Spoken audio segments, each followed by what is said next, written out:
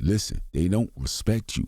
They're going to respect the consequences. What's going on, everybody? This your man, Lucky. I'm back with another quick video. I'm going to get in and I'm going to get out. Listen, in a relationship, you never let any disrespect go unchecked. You must address it at any and every level of disrespect. You must address it. You understand? Stop letting little things slide, because low-level disrespect, like the little things that you may think don't really matter, or it's not worth saying anything about, or it's not worth bringing up, you're wrong. It's worth it. You must stop disrespect at its lowest level, because the only way disrespect is going to be stopped at the lowest level is it must be addressed at the lowest level. Any disrespect that is not addressed at its lower level will only escalate to a higher level.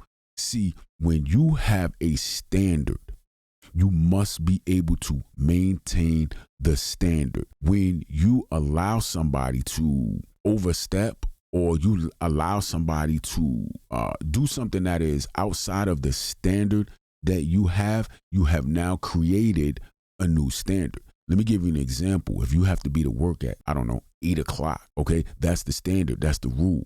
You got to be there at 8 o'clock. You start getting there at 8:05 and nobody says anything and nobody does anything. The new standard is now 8:05. Now you're going to start coming in at 8:10. What happens? You coming in at 8:10, nobody says anything. Nobody does anything. Nothing happens. So now you know you're safe to come in by 8:10. All it does is escalate. It's the same thing in a relationship. You must address any and all disrespect at its lowest level. Now, let me see if I can say this right. People are not going to respect you. They are going to respect the consequences. You understand what I'm saying? When I was younger coming up, man, I didn't respect my parents. I didn't disrespect them, but I didn't respect them. What I respected was the consequences of me not following their rules and regulations, okay? They would take away my gaming systems. You know, back in the day, I had an Atari. I had a ColecoVision, okay? I'm giving away my age, right? But you know, I knew if I didn't follow their rules and their regulations that I would lose out on, you know, my toys, my gaming system. If my room wasn't clean, I wasn't going to be able to go outside on Saturday and, you know, play with my friends and run the streets and stuff like that with my friends, because I would have to stay home on Saturday now and clean my room when I could have just had my room cleaned on Friday. So there has to be some type of loss associated with the consequence of the disrespect, because that is the only thing that they are going to respect. They have to lose something that they value. You must understand this. You cannot just talk somebody into respecting you. It's not really going to happen like that. There has to be some type of loss, some type of consequence that goes along with it. I'm telling you, you can talk all day. More disrespect is going to come. You can make threats all day. More disrespect is going to come. The only thing that they are going to respect is the consequence, and the consequence has to have some type of loss, okay? There needs to be some type of fear. There needs to be some type of fear, period. That's just how it goes. So if you're in a relationship and you're being disrespected by your partner, you can't talk them into respecting you, okay? You can have a conversation with them about, hey, I felt that this was disrespectful, or, you know, whatever. However, the first time when you addressing the situation, cool. The next time it happens, there has to be loss, period. If they don't, listen. The reason why there was a second time is because the first time there was no loss. So maybe I need to retract that. Maybe I should just say, the first time there has to be some type of loss, but I don't know. Maybe that's harsh. Maybe there needs to be a conversation, because disrespect is different for everybody. You know, what might be disrespectful to me might not be disrespectful to somebody else. So, I guess there's different levels, and so you got to get everybody in line with what is acceptable for you and is not acceptable for you.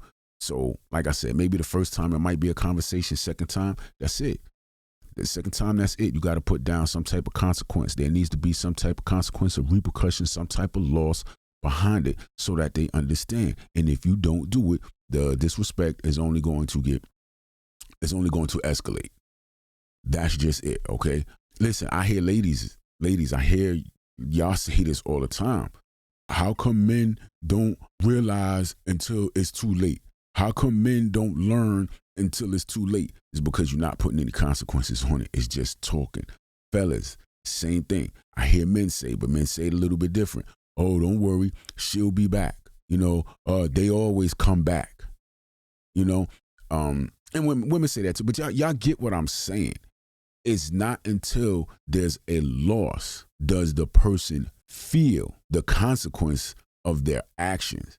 And what happens is we don't address the disrespect soon enough. We wait until it gets to the point where you got to walk away. Then and only then do they feel the loss of you. Then and only then do they realize, oh, okay, I messed up, or he's not playing, or she's serious. By then, it's too late. You should have addressed the disrespect in the very beginning. You should have put some consequences down in the very beginning. Talking is only going to get you but so far. There has to be some type of loss. This is why I always talk about the power of walking away. When somebody doesn't respect you, somebody's violating you, or whatever it is that they're doing, you got to have the power to walk away. That's it. That's the only way that they're going to feel that loss. Walk away because you're not going to accept that level of disrespect anymore. But understand, when it gets to that point, usually you've already accepted X amount of disrespect to where you have to walk away. You got to be able to walk away. Never be afraid to take a loss, period. And never lower yourself to try to be in a situation with somebody, be in a relationship with somebody to where you're so attached to them that you're willing to accept what is unacceptable. A lot of us stay in relationships and situations and things of that nature because of the fact that we are so emotionally attached to the person that we're willing to accept anything and everything that they're giving out simply because of the attachment. Break the attachment. Never be afraid to lose somebody. It is what it is. Never ever negotiate your value. Your value is your value. They may not value you. It doesn't mean that you're not valuable, at least to yourself. It's problematic if you decrease your value for the sake of being with somebody else. That's not good. Listen, they don't respect you. They're going to respect the consequences. Y'all have to understand this. I don't know no other way to put it. I don't know any other way to put it. Listen. You drive, right? You get on the highway, you get on the interstate, and you drive. There is a sign that tells you the speed limit.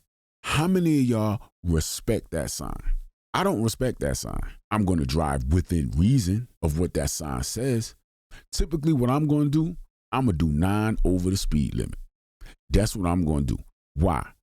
Because typically 9 and under, you're not going to get ticketed. At least my driving experience, okay? As long as I'm, 9 over, somewhere in there, boom, that's what it is. So now guess what? The new standard for me, even though the sign may say one thing, is I'm going to do 9 over because that's typically that sweet spot to where I'm not going to get ticketed. Regardless of me doing 9 over, when I see an officer, I'm going to bring it down a little bit. Why? Not because I respect the sign that tells me the speed limit, but I respect the consequences that come along with me getting pulled over by that officer. How many times you been driving to work and you running late for work and you wondering why is the traffic going so slow? And then you look ahead and you see there's a cop car right there going in line with everybody. That's the pace car. Nobody wants to pass that officer. Why?